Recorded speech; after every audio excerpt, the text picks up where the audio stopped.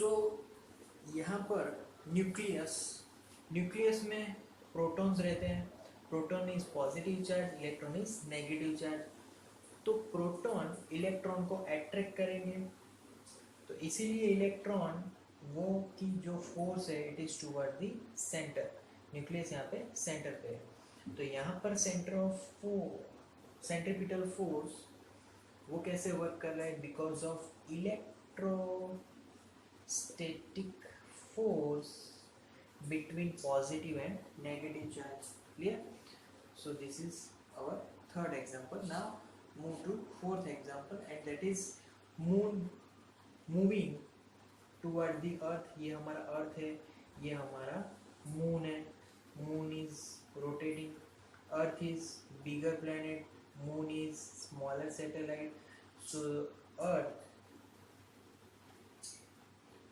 put gravitational force on moon. Because of that gravitational force, moon force is because of earth force. तो अर्थ अपनी gravitation उसको attract करेगा. सो यहाँ पर centripetal force वो है again gravitational force due to earth on moon. Clear? Now our next topic, that is centrifugal force. So now we are moving on centrifugal force. So centrifugal force को समझने से पहले Newton का third law को हम लोग ध्यान में लेकर, Newton third law says that every action has its own reaction. So action and reaction are in same magnitude but they are opposite direction. Clear? तो centrifugal force भी कुछ ऐसा ही है. centripetal force is always towards the center, but centrifugal force is the force which is away from the center. Clear? So ये एक basic difference है. तो basic difference में हमने बहुत सारे examples लिए थे. तो एग्जाम्पल्स में हम लोग एग्जाम्पल से ही डायरेक्ट उसको समझे. तो वेन एवर पहला एग्जाम्पल है stone again bind with string. तो अगर स्टोन को मैं अगर एग्जाम्पल में लूँ तो स्टोन यहाँ से बंधा हुआ है और जो स्टोन है उसको हम लोग स्ट्रिंग से घुमाते हैं. अब वेनेवर किसी पॉइंट पे स्टोन है वो छूट गया तो क्या होगा कि स्टोन उसी पॉइंट में टेंजेंट डायरेक्शन में आगे निकल जाएगा. That means the force is outward, मतलब कि वो फेंका जाएगा बाहर की तरफ, वो अंदर की तरफ नहीं आने वाला. अगर फोर्स अंदर की तरफ होगा तो अंदर की तरफ आएगा, बट यहाँ पर सेंट्रीफ्यूगल फोर्स एक्सर्ट हो रहा है, दैट्स वाई वो बाहर की तरफ थ्रो हो जाएगा. क्लियर? सो यहाँ पर सेंट्रीफ्यूगल फोर्स, तो centrifugal force is equal to, यहाँ पर कौन सा फोर्स लगेगा? तो that force is tangentially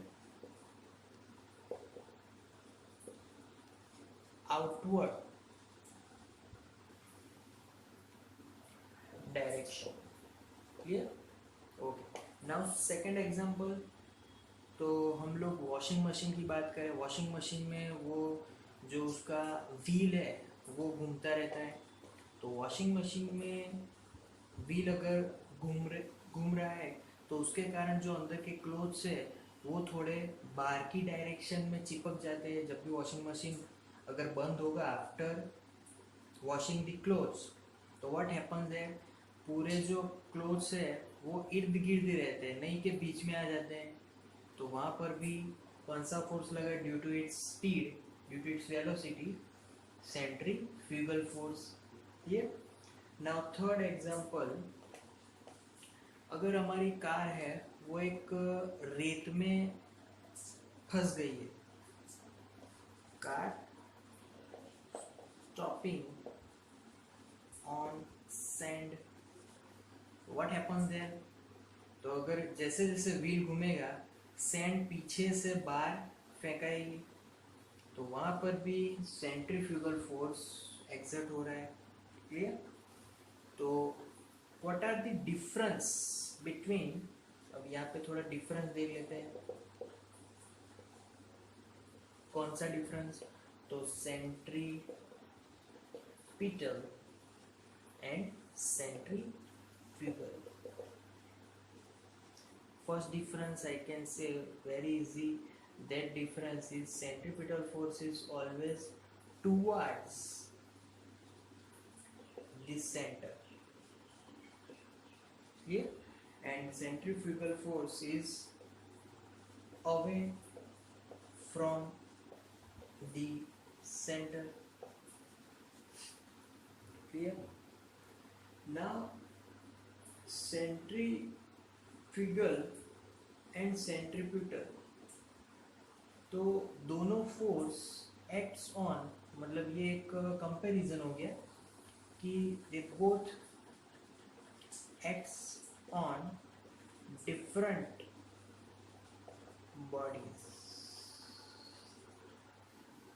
clear. So that's all for now today.